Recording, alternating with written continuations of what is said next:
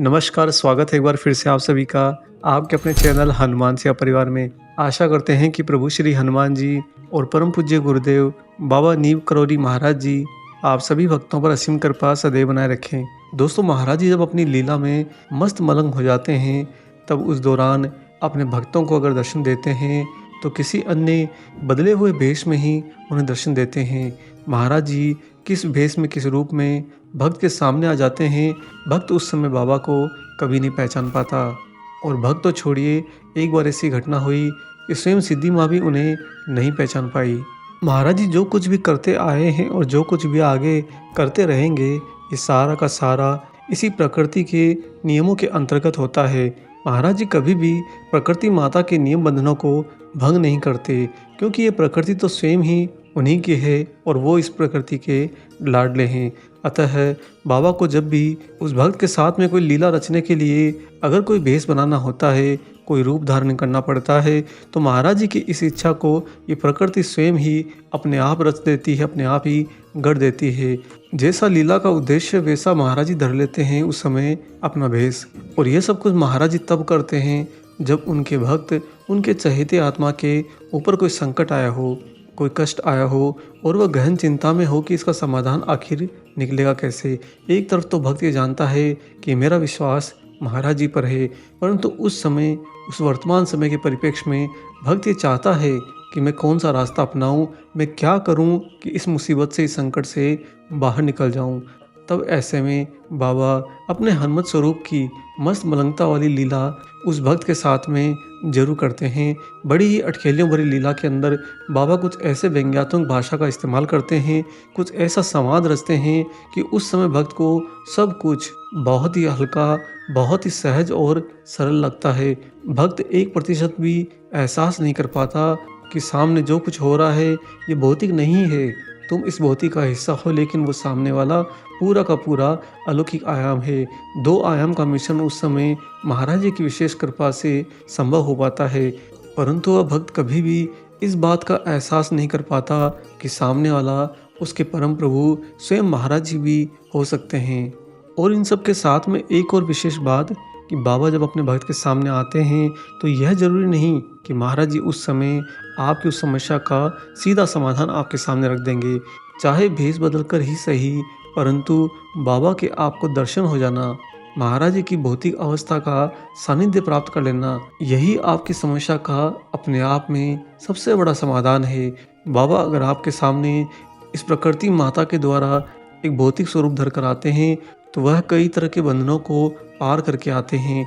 ऐसा महाराज जी तभी करते हैं जब उस भक्त की समस्या का समाधान उस समय हो चुका होता है, परंतु भक्त चूंकि अभी अपने परिणाम से दूर होता है या फिर उसके कुछ प्रयत्न शेष रहते हैं, इसीलिए उसे वह समाधान दिखाई नहीं देता। तब बाबा जी उसके साथ में बड़े ही मस्त मलंग भाव में एक लीलात्मक संवाद रचते हैं। कैसे महाराज जी भेष बदलकर अपने भक्तों पर आए संकटों को दूर करते हैं, इसे बड़े ही सरल तरीके से समझने के लिए आइए सुनाते हैं आपको बाबा की एक सत्य घटना। दोस्तों, एक बार बाबा जी ऋषिकेश में स्थित वीरभद्र धाम पर सीधा पहुंच गए। उस समय उनकी वेशभूषा पूरी की पूरी बदली हुई थी और ऐसा कुछ समांग रचा हुआ था कि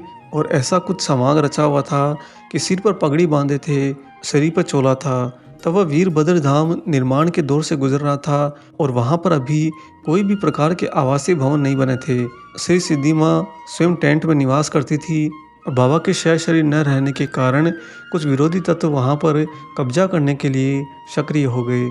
वे वीरभद्र धाम का निर्माण नहीं होने देना चाहते थे। हर तरह से खलल पैदा करने, हर तरह की परेशानी खड़ी करने की वे लोग निरंतर कोशिश कर रहे थे। उन विरोधी तत्वों के बहुत ज़्यादा दबाव बनाए जाने के कारण श्री सिद्धि माँ को छोड़कर वहाँ पर उपस्थित अन्य सभी आश्रमवासी भयभीत हो रखे थे। और दोस्तों, आश्रमवासियों को ये बिल्कुल भी समझ में नहीं आ रहा था कि इन विरोधी तत्वों से कैसे छुटकारा पाया जाए।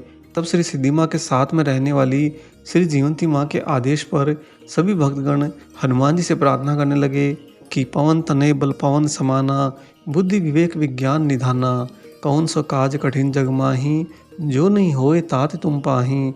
इस प्रार्थना के द्वारा सभी आश्रमवासी हनुमान जी का निरंतर आह्वान कर रहे थे उनका विश्वास अब सारा का सारा हनुमान जी प्राकटी का था। यूँ तो वे जानते थे कि यह महाराज जी का आश्रम है, परंतु अपने इस मानवीय जीवन के समांतर उन्होंने बाबा की शारीरिक लीला को विराम होते देखा था। अतः उनके मन में यह भय था कि बाबा तो अब नहीं रहे, इस आश्रम में इन विरोधी तत्वों का समाधान फिर भला यहाँ पर कौन करेगा।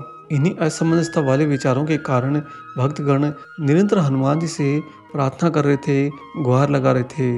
अभी उन्हें हनुमान जी को ये प्रार्थना करते हुए कुछ ही घंटे बीते थे कि तभी साधु वेश में महाराज जी धाम के फाटक तक आए और फिर वहां से सीधा श्री माँ के टेंट में श्री सिद्धि माँ के पास चले गए।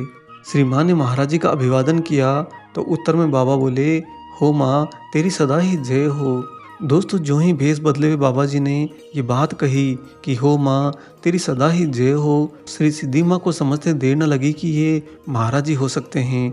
और इससे पहले कि सिद्धि माँ का हृदय इस बात पर आकर टिक जाता कि यह वास्तव में महाराज जी ही हैं, बाबा ने तुरंत ही उन्हें भ्रमित कर दिया और बोले, अरे माई कहाँ खो गई? मैं तो झाड़ी वाला बाबा के पास जा रहा था, रास्ता भटक गया तो तुम्हारे यहाँ पर आ गया। खैर उस समय एक आगंतुक साधु की भांति श्री सिद्धि माँ ने उनकी सेवा करी। उनकी अन्य सेवाओं के साथ में श्री सिद्धि माँ ने उन्हें जब संतरे का केसर निकाल कर खिलाने लगी तो वह अनजान साधु बोले, तेने खाया मैंने खाया तो तू भी खा, हो माँ तेरी सदा ही जय हो। दोस्तों इतना अथाह प्रेम भरा आशीर्वाद महाराज जी श्री सिद्धि माँ के साथ में अक्सर साझा किया करते थे। बाबा शारीरिक लीला में रहते हुए हमेशा माँ का जयकारा करते थे, माँ के गुणों का गुणगान करते थे। जब बाबा ने ऐसा कहा कि मैंने खाया तुमने खाया, लो तुम भी खा लो, तेरी सदा ही जय हो माँ, तेरी सदा ही जय हो। ऐसा कहने पर जब श्री सिद्धि माँ ने पूछा कि बाबा आप कहाँ से आए हो, तो बाबा कहते कि मैं किसी की भी नहीं सुनता, बस अपनी करता हूँ। हो माँ तेरी तो जय हो। मैं वैसे तो झाड़ी वाले बाबा के पास जा रहा था। इस तरह की बातें करते हुए भेष बदले हुए बाबा श्री सिद्धि माँ को निरंतर भ्रमित करते रहे। जब महाराज जी जाने लगे तो माँ के आदेश अनुसार उन्हें श्री झाड़ियाल के पुत्र डब्बू जी उन्हें अपनी कार में बिठाकर झाड़ी वाले बाबा के पास ले चले। आश्रम में ठहरे हुए अन्य भक्तों में भी इस बात की खबर फैल गई थी कि ये जो भेष बदले हुए आगंतुक आए हैं, हो सकता है कि ये महाराज जी हो। अतः डब्बू जी की कार में बैठकर वह आगंतुक झाड़ी वाला बाबा से मिलने के लिए निकल गया। उस समय उनके पीछे पीछे अन्य भक्तगण भी हो लिए। लेकिन दोस्तों यही तो महाराज जी की लीला थी।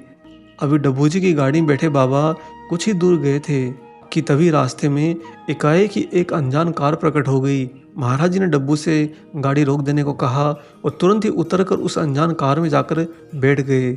और इससे पहले कि डब्बू जी कुछ भी समझ पाते, महाराज जी जिस कार में बैठे थे वह बहुत ही तेज गति के साथ में अन्यत्र चली गई। निराश होकर डब्बू जी आश्रम लौट आए और आकर उन्होंने श्री सिद्धि माँ से पूरा वाकया सुनाया। उन्होंने बताया कि कैसे रास्ते में एक अनजान कार बहुत ही तेज गति के साथ में आई, अचानक से रुकी। बाबा ने मेरी गाड़ी रुकवाई और तेज कदमों से उतरकर उस कार की ओर चले और सीधा जाकर उस कार में बैठे और कार वहां से चली गई। श्री सिद्धि माँ को तो चूंकि पहले ही आभास हो चुका था कि आगंतुक महाराज जी हैं। अब डब्बू जी के साथ में घटी इस घटना ने इस बात की पुष्टि भी कर दी कि वह अनजान अजनबी भेष बदले हुए कोई और नहीं बल्कि स्वयं महाराज जी थे। और महाराज जी आखिर आए क्यों? क्योंकि जीवंती माँ के आदेश पर सारे आश्रमवासी निरंतर हनुमान जी से पुकार कर रहे थे, प्रार्थना कर रहे थे। हनुमान जी को अगर पुकारोगे तो महाराज जी आपके समक्ष किसी न किसी भेष में अवश्य आएंगे। उस दिन महाराज जी के इस आगमन के बाद में वीरभद्र आश्रम के निर्माण में आने वाली सारी बाधाएं दूर हो गई और कालांतर में जल्द ही वह आश्रम बनकर पूरा तैयार हो गया। और जो विरोधी तत्व निरंतर उन्हें धमका रहे थे, विघ्न डाल रहे थे, उस दिन उस अजनबी साधु वेश में आए महाराज जी के बाद में उन विरोधी तत्वों का कहीं भी पता नहीं चला। सारी की सारी लीला तो महाराज जी की थी। दोस्तों यहाँ पर दो बातें प्रमुख होती हैं। एक, महाराज जी अब दर्शन देते हैं तो भेष बदल कर देते हैं। दूसरी बहुत ही महत्वपूर्ण बात, जब भी आप पर परेशानी आई हो, आप पर संकट आया हो, आप निरंतर हनुमान जी से प्रार्थना करते रहिए। और जब आपकी प्रार्थना सहृदय निष्ठा से होगी और निरंतर होगी, बिना किसी निर्धारित करी गई सीमा के निरंतर होगी, ऐसे में आप पाएंगे कि उस दिन कोई न कोई अनजान आदमी आपके पास में जरूर आएगा। चाहे वह किसी भी काम से आए, कुछ भी पूछने के बहाने आए, या फिर हो सकता है कि चुपचाप आकर आपके पास में खड़ा हो जाए। दोस्तों, अगर आप घर पर ही बैठे रहेंगे तब तो ये घटना आपके साथ नहीं घटेगी, परंतु अगर आप बाहर होंगे, कहीं काम में होंगे, कहीं गए होंगे, तो आपके साथ में ये घटना शत प्रतिशत घटेगी। अगर आप निरंतर हनुमान जी से प्रार्थना कर रहे होंगे, तो महाराज जी किसी न किसी भेष में आपके पास में अवश्य आएँगे। बस उस समय आपकी इंद्रियाँ कितनी संवेदनशील और सक्रिय रहती हैं, सब कुछ इस पर निर्भर करता है, आपको महाराज जी का एहसास हो पाएगा या नहीं। दोस्तों, जब भी आप पर कोई विपदा आए, कोई संकट आए, जिसका सामना आप नहीं कर पा रहे हो, जो कष्ट आपके जीवन में इतना बड़ा हो कि अब आपके प्रयत्न उसके सामने नहीं टिक पाएँगे, ये बात आप भली-भाँति जानते हैं, तो आप निरंतर हनुमान जी से इसी मंत्र के साथ में निरंतर प्रार्थना करिए, पवन तनय बल पवन समाना, बुद्धि विवेक विज्ञान निधाना, कौन सा काज कठिन जग माही, जो नहीं होए तात तुम पाही। हम सहृदय प्रार्थना करेंगे कि महाराज जी आप सभी भक्तों को किसी न किसी भेष में ज़रूर दर्शन दें और कृतार्थ करें।